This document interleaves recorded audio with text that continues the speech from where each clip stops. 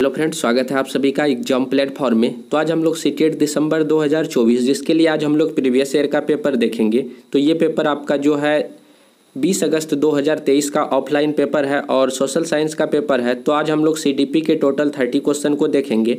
तो सबसे पहले आप लोग एग्जाम प्लेटफॉर्म पे नए हैं तो आप लोग एग्जाम प्लेटफॉर्म को ज़रूर सब्सक्राइब कर लीजिए और पिछले वाले सेट प्रैक्टिस यदि आप लोग नहीं देखे हैं तो उसे भी आप लोग ज़रूर देखें। तो चलिए देखते हैं। फर्स्ट आपका जो है बाल विकास से संबंधित आपका क्वेश्चन है, निम्नलिखित में से कौन सा प्रश्न बच्चों के समालोचनात्मक व रचनात्मक चिंतन को बढ़ावा देता है। तो 4 ऑप्शन है आपके पास। तो कौन सा ऐसा प्रश्न है जो बच्चों में जो है समालोचनात्मक और रचनात्मक चिंतन को जो है बढ़ावा देगा। जैसे फर्स्ट ऑप्शन है, पानी के बचाव के लिए सबसे अच्छा तरीका कौन सा हो सकता और क्यों।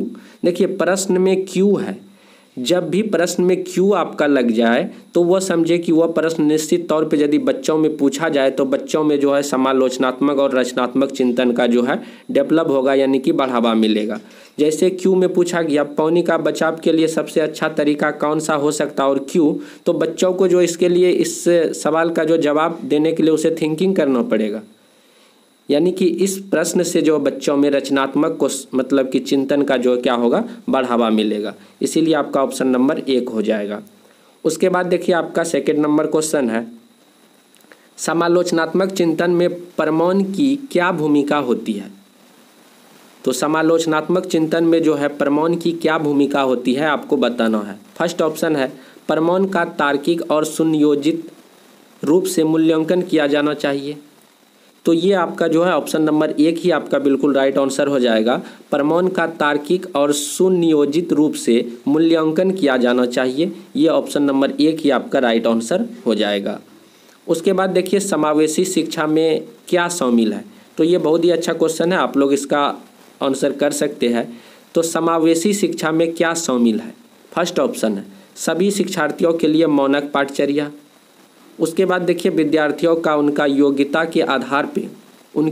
के आधार पे पृथक्करण व वर्गीकरण। देखिए पृथक्करण व वर्गीकरण वाली बात जब भी आए तो वो आपका निगेटिव हो जाता है, ये तो होगा ही नहीं। उसके बाद है विशेष आवश्यकता वाले यानी कि शिक्षार्थियों को केवल व्यावसायिक शिक्षा प्रदान करना। देखिए केवल वर्ड लगा हुआ है, इस तरह से ये निगेटिव टैग वर्ड हो जाएगा, ये तो होगा नहीं।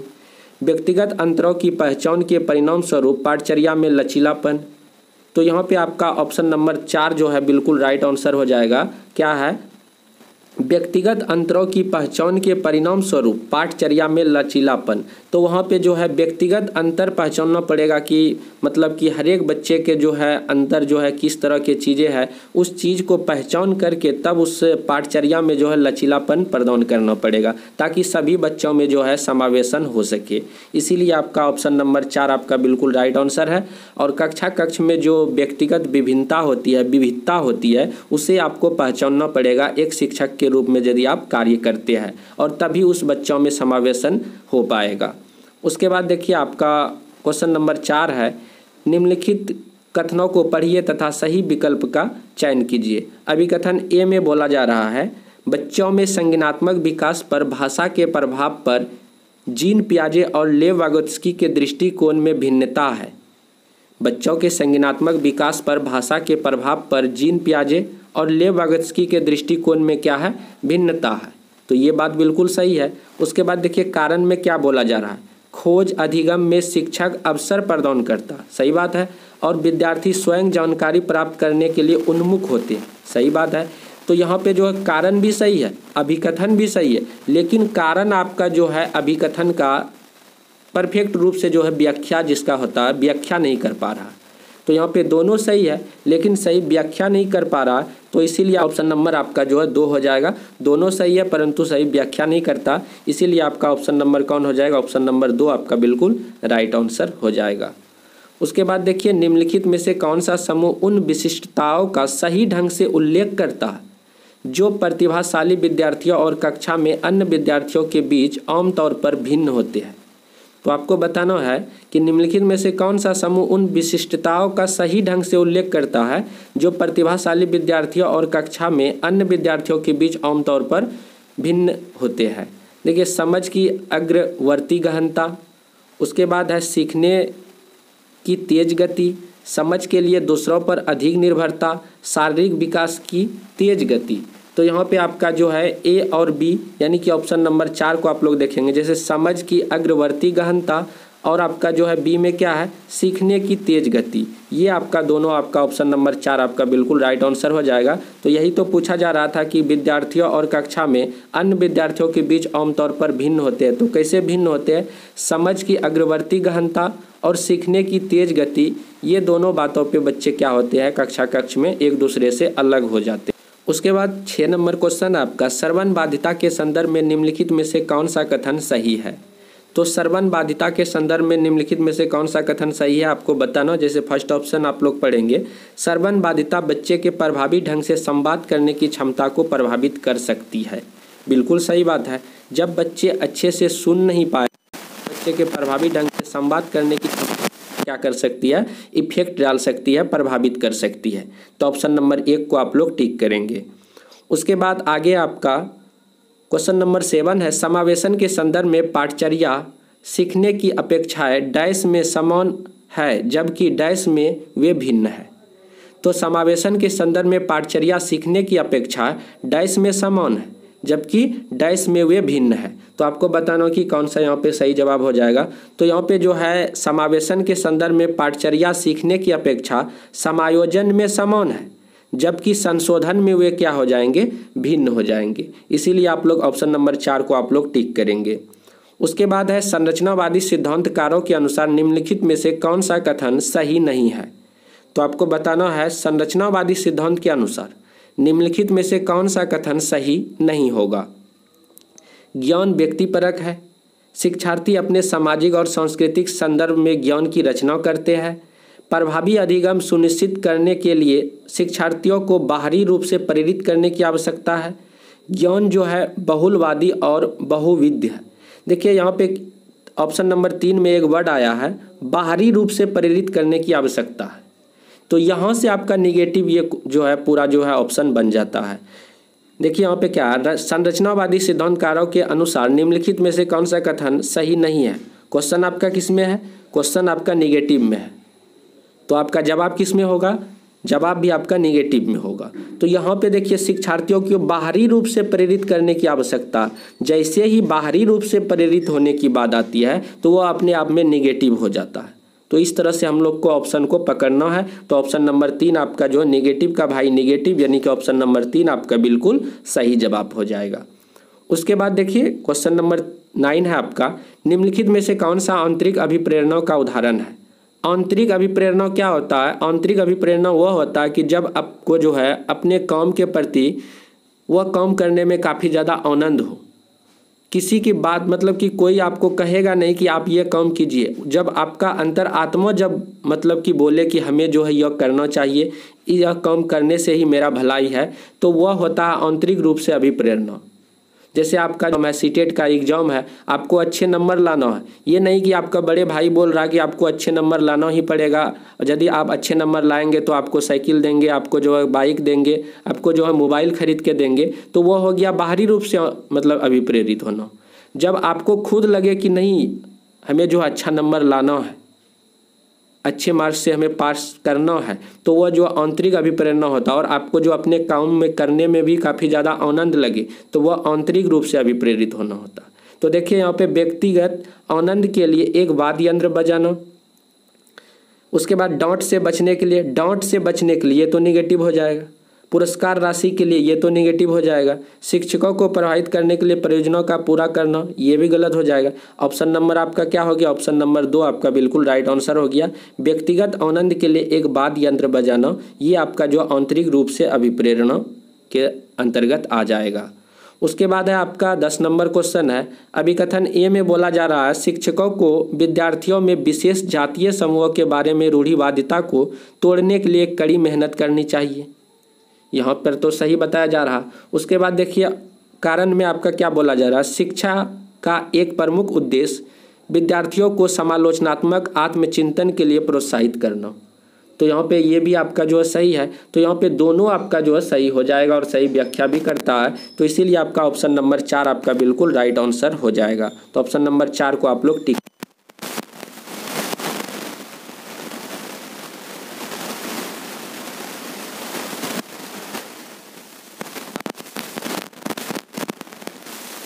क्या होता है वो बताना है। तो ऑप्शन नंबर 2 को आप लोग देखिए, महारत लक्ष्य अपने कौशल और कार्य की समझ में सुधार करने पर केंद्रित है, जबकि प्रदर्शन लक्ष्य जो होता है उच्च ग्रेड प्राप्त करने या बाहरी पुरस्कार प्राप्त करने पर केंद्रित है। ठीक, तो महारत लक्ष्य क्या होता है, महारत जो लक्ष्य होता है, जो निपुणता होता है, वह जो है कौशल और कार्य की समझ में सुधार करने पर ध्यान मतलब कि केंद्रित है, जबकि जो प्रदर्शन जो लक्ष्य होता है वह उच्च ग्रेड लाने में या बाहरी पुरस्कार प्राप्त करने पर केंद्रित होता है। तो यहाँ पर जो है महारत आपका जो है आंतरिक अभिप्रेरणा के अंतर्गत आ जाएगा और प्रदर्शन जो है आपका जो है बाहरी अभिप्रेरणा के अंतर्गत आ जाएगा। तो इस तरह से ऑप्शन नंबर 2 आपका बिल्कुल राइट आंसर हो जाएगा। उसके बाद 12 नंबर पे आपका है भाई बहन के रिश्ते या रिश्तों। तो भाई बहन के रिश्ते क्या होगा आपको बताना है। फर्स्ट ऑप्शन, माता पिता और साथियों के साथ संबंधों से भिन्न होते हैं और बाल्यावस्था में सामाजिकरण में महत्वपूर्ण भूमिका निभाते हैं। बिल्कुल सही हो जाएगा। माता पिता और साथियों के साथ संबंधों से भिन्न होते हैं और बाल्यावस्था में सामाजिकरण में क्या करते हैं, महत्वपूर्ण भूमिका निभाते हैं। तो ये होता है भाई बहन। तो ऑप्शन नंबर 1 आपका बिल्कुल राइट आंसर हो जाएगा। उसके बाद 13 नंबर है आपका, निम्नलिखित कथनों को पढ़िए और सही विकल्प का चयन कीजिए। अभिकथन ए में बोला जा रहा है, बच्चों के बीच विकासात्मक दरों में काफ़ी भिन्नता मौजूद होती है। बच्चों के जो विकास का जो दर होता है उसमें काफ़ी ज़्यादा अंतर पाया जाता है। ये बात बिल्कुल सही है। उसके बाद देखिए कारण में क्या बोला जा रहा है, विकासात्मक अंतर आनुवंशिक अनुभवात्मक विविधताओं की जटिल अंतःक्रिया का एक अनिवार्य परिणाम है। ये भी बात सही है। तो यहाँ पे दोनों सही और सही व्याख्या भी करता है, इसीलिए आपका ऑप्शन नंबर क्या हो जाएगा, ऑप्शन नंबर 4 आपका बिल्कुल राइट आंसर हो जाएगा। तो ऑप्शन नंबर 4 को आप लोग टिक कीजिएगा। उसके बाद आगे है आपका 14 नंबर क्वेश्चन, निम्नलिखित कथनों में विकास के किस सिद्धांत को दर्शाया गया है। जो बच्चे अपने शुरुआती वर्षों में भाषा सीखने के लिए अनुकूल वातावरण से वंचित रहते हैं उन्हें बाद के जीवन में भाषा चुनने में थोड़ी कठिनाई होती है। तो आपको बताना है कि किस सिद्धांत को यहाँ पे दर्शाया गया है। तो क्वेश्चन क्या है, जो बच्चे अपने शुरुआती वर्षों में भाषा सीखने के लिए अनुकूल वातावरण से वंचित रह जाते हैं, जब उससे जो है अच्छे भाषा सीखने का जो समय होता है, परफेक्ट टाइम होता है, वह वातावरण से वह बच्चे क्या हो जाते हैं, वंचित हो जाते हैं। उन्हें बाद के जीवन में भाषा चुनने में क्या हो जाएगा, कठिनाई होगा। तो यहाँ पे बताना किस सिद्धांत का यहाँ पे बात किया जा रहा है। ऑप्शन नंबर फर्स्ट है आपका, भाषा का विकास पूरी तरह से आनुवंशिकता पर निर्भर। देखिए पूरी तरह से, इसीलिए ये ऑप्शन आपका गलत हो जाएगा। पूरी तरह से आनुवंशिकता पर ही निर्भर नहीं है, यहाँ पे पूरी तरह बोल दिया इसीलिए ये गलत हो गया। भाषा और अनुभूति जटिल रूप से परस्पर संबंधित है। विकास अव्यवस्थित और अप्रत्याशित होता है। देखिए अव्यवस्थित और अप्रत्याशित लिख दिया इसीलिए यह निगेटिव हो गया। भाषा के विकास का एक संवेदनशील होता है। तो ये आपका ऑप्शन नंबर 4 आपका बिल्कुल राइट आंसर हो जाएगा। तो भाषा के विकास क्या होता है, एक संवेदनशील होता है। तो ऑप्शन नंबर 4 आपका बिल्कुल राइट आंसर, ऑप्शन नंबर 4 को टिक कीजिएगा। उसके बाद लास्ट क्वेश्चन हम लोग देखेंगे, उसके बाद जो रेस्ट 15 क्वेश्चन बचेगा अगले पार्ट में हम लोग देख लेंगे। तो आप लोग जो है वीडियो को लाइक कीजिए और शेयर कीजिए, और चैनल पे नए हैं तो प्लीज़ आप लोग सब्सक्राइब कीजिए, ताकि जो अगले सेट प्रैक्टिस करेंगे तो उसका नोटिफिकेशन भी आप तक जो है सबसे पहले पहुँच सके। तो चलिए 15 नंबर क्वेश्चन है, वह विद्यार्थी जो पठन वैकल्प से जूझ रहे हैं को पढ़ाना सिखाया जा सकता है। पठन वैकल्प से जो है वो बच्चे क्या हो रहे, जूझ रहे हैं, तो उसे हम लोग जो है किस प्रकार से पढ़ाना सिखा सकते हैं।